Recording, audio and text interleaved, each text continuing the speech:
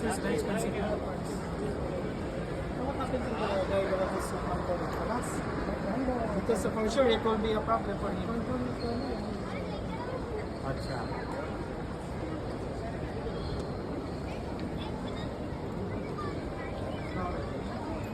ठीक है चल कोई बात नहीं मैं फोटो भेज देता हूँ ठीक है